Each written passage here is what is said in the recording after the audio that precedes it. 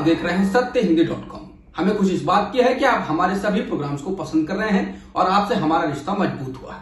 और इस रिश्ते को और मजबूत करने के लिए डिस्क्रिप्शन में दिए गए लिंक पर क्लिक करिए, जिससे हमारा रिश्ता और मजबूत होगा। आइए अब एक नजर डाल लेते हैं अब तक की सुर्खियों पर। रेलवे का कहना है कि अब तक 3500 श्रमिक स्पेशल ट्रेनें चलाई जा चुकी हैं, जिनसे अब तक 48 लाख से ज्यादा लोगों को पहुंचाया जा चुका है। इन सभी ट्रेनों में से करीब 80% बिहार और यूपी के लिए गई हैं।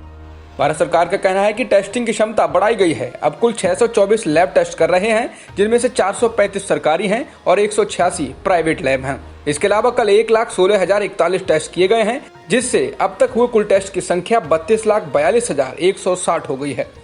भारत में कुल संक्रमित 1,51,767 हो गए हैं, जिनमें से 64,426 लोग ठीक हो चुके हैं, जिससे भारत का रिकवरी रेट 42.4% हो गया है और मृत्यु दर 2.86% है, जबकि दुनिया में मृत्यु दर 6.36% है।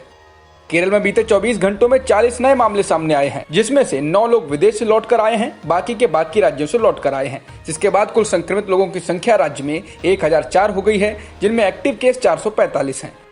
उत्तर प्रदेश में बीते 24 घंटों में 277 नए मामले सामने आए हैं, जिससे कुल एक्टिव मामले 2790 हो गए हैं। इसके अलावा 3855 लोग अब तक ठीक हो चुके हैं और मरने वालों का आंकड़ा 178 हो गया है।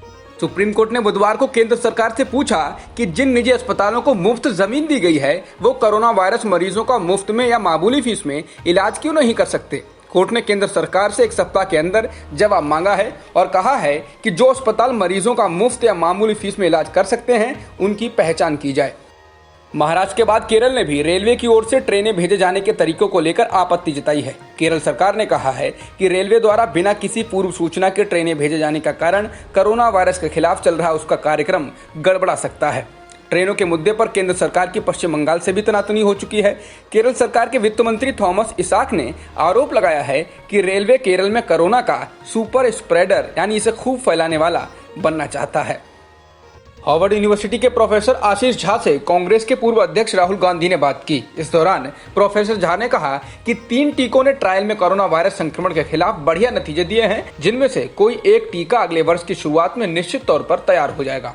राहुल गांधी से बात करते हुए प्रोफेसर जोहान गिसेके ने कहा कि एक गंभीर लॉकडाउन बीमारी से अधिक मौतों का कारण बन सकता है। उन्होंने कहा कि अगर भारत पूर्ण लॉकडाउन रखता है तो अपनी अर्थव्यवस्था को बर्बाद कर लेगा। इसके साथ ही उन्होंने कहा इस बीमारी के लक्षण बहुत हल्के होते हैं, ज्यादातर लोगों को तो यह पता भी नहीं चलता। हालांकि कमजोर और बुजुर्ग लोगों को बीमारी से बचाव की आवश्यकता है, इसलिए यह साफ है कि इस बीमारी से ज्यादा लोग लॉकडाउन से मरेंगे।